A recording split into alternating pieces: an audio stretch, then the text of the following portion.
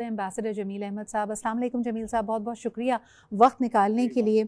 आज हमने सोचा कि जब हम फ़लस्तीन के तनाज़े और इस वक्त की सूरत हाल पे बात कर रहे हैं तो ज़रा इसका ये जायज़ा भी लिया जाए कि आज का दिन कितना अहम है। आज का दिन जी आपको बताते चलें कि this is the international day for preventing the exploitation of environment in war and in armed conflict. यानी इसको आसान अल्फाज में अगर मैं बताऊँ तो माहौलियात पे किसी भी जंग का, उसमें इस्तेमाल होने वाले बारूद का या वहाँ की जो फ्लोरा एंड फौना है उसको जिस तरह नुकसान पहुँचता है, खेत खलियान को नुकसान पहुँचता है, तहज़ीब को नुकसान पहुँचता है, उसके बारे में आवाज़ उठाने का दिन है। और आज से ज़्यादा इसकी आयरनी जमील साहब मुझे कभी महसूस नहीं हुई जब हम इंसानी जान की कदर नहीं कर पा रहे। और आज का दिन जो कि it's talking about the environment, सबसे पहले आपका रद्द अमल इसके ऊपर। 8:30 तो फिगर सुबह की थी, अब मजीद बढ़ गई है 200। लेकिन चलें, मैं सिर्फ इसकी अफादियत आज के दिन की बता देता हूं आपको कि देखें ये एक साइकिल है।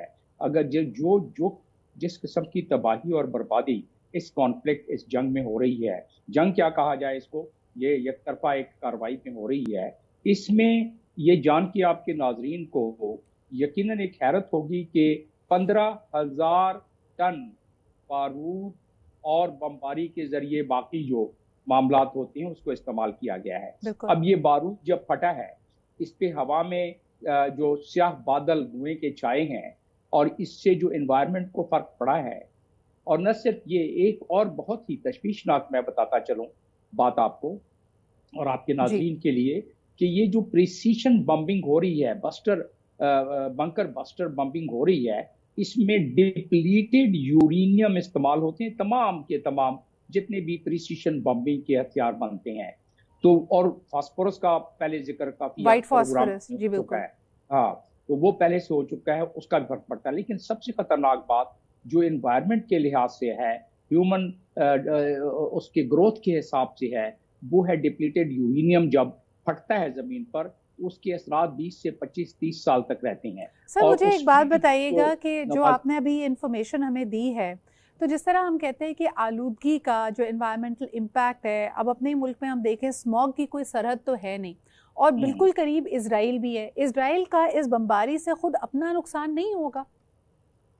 जी हाँ, इजराइल का तो अपना नुकसान यकीनन, जब एनवायरनमेंट खराब होगी तो पूरे रीजन का नुकसान होगा। और मजीद अगर खुदा न खास्ता ये जंग बढ़ गई तो ये रीजन से हटकर भी हो जाएगा इसका नुकसान। और खुदा न खास्ता किसी वक्त न्यूक्लियर का मामला अगर आ गया तो पूरी दुनिया में एनवायरनमेंट बिल्कुल ही उलट पलट हो जाएगा। यहाँ खेत खलियान खुश्क हो जाएंगे, लोग अपना सिसक के मरना शुरू हो जाएंगे। लेकिन ये जो अभी हो रहा है इसका भी असर काफी दूर रस रहेगा, पूरे रीजन में रहेगा, इजराइल पर भी रहेगा। इजराइल ने जरूर कैलकुलेट किया होगा कि हवाओं का रुख किस तरफ है, समुंदर की तरफ है, समुंदर से दूसरी तरफ है, और उसने कैलकुलेट किया होगा कि उसका कितना नुकसान है। लेकिन इजराइल तो इस वक्त जो है बिल्कुल जिस तरह कहा जाए कि खूंखार शेर की तरह वो बरस पड़ा है फलस्तीनियों पर और इनोसेंट फलस्तीनियों पर। उसकी तादाद तो आपने बता ही दी कि क्या तादाद है।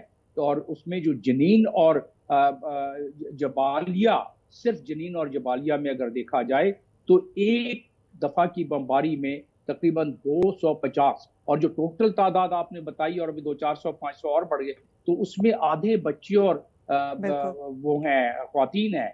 और इसका आप इन्वायरमेंट का देखें, ट्रॉमा देखें इसका, ये जो बम्बारमेंट और ट्रॉमा। साहब आप ही की बात को आगे बढ़ाते हुए, जो चीज़ें हम इस फुटेज में और इन तस्वीर में नहीं, यानी हमें उनके कर्ब का अंदाज़ा हो रहा है, हमारा दिल इस वक्त रो रहा है, लेकिन जो चीज़ें हमें नज़र नहीं आ रही हैं, मिसाल के तौर पे कहा जा रहा है कि इस वक्त फ़लस्तीन में मौजूद कोई भी शख्स 3 से 4 घंटे से ज़्यादा नहीं सो सकता क्योंकि बमबारी मुसलसल तौर पर फ़िज़ा में गूंज रही है। इसके अलावा एम्बुलेंसेज जहाँ तक जा सकती हैं, लोगों की आहो बका, जो मलबा है उसके नीचे लोग कह रहे हैं कि सैकड़ों लोग अभी भी दबे हुए हैं, जो जब ज़िंदगी की बाजी हार जाते हैं तो इसका मतलब है सैकड़ों बॉडीज़ डिके हो रही हैं। मक्खियों की बहुत बड़ी तादाद वहाँ पे इस वक्त मौजूद है और हाइजीन का कोई हाल नहीं है। तो ये सब भी चीज़ें एनवायरनमेंट में आ रही हैं। क्या इसका कोई इदराक यूनाइटेड नेशंस और अक़वाम आलम रखते हैं? और आप क्या समझते हैं कि सीज़ फायर कराने के लिए क्या ये वजूहात काफ़ी नहीं है? नहीं, वजूहात तो पहले ही काफ़ी है सीज़ फायर कराने के लिए। ये जो दुनिया में पहली मरतबा हर 10 मिनट के बाद एक बच्चा जाँ बहक और शहीद हो रहा है, ये इससे पहले दुनिया ने देखा नहीं है। दुनिया ने एक 11 मील की पट्टी में 15,000 टन बारूद का इस्तेमाल और बम का इस्तेमाल देखा नहीं है। तो वो भी काफ़ी है, और ये जो एनवायरनमेंट और इकोसिस्टम पे जो इफेक्ट पड़ रहा है, वो इसको मजीद ऐड कर रहा है। आप अंदाजा करें, ट्रीटमेंट फैसिलिटीज सारी तबाह हो गई है। इसका मतलब सीवेज जो है उसमें मजीद बदबू और मजीद जरासीम पैदा होंगे और वो इंसानों को अफेक्ट करेंगे। उसके साथ जो ट्रीटमेंट फैसिलिटीज पानी की है वो खत्म हो गई है। इसका मतलब न खेतों खलियानियों को पानी मिल सकेगा जो छोटी मोटी वहाँ है, और न ही इंसानों को पानी।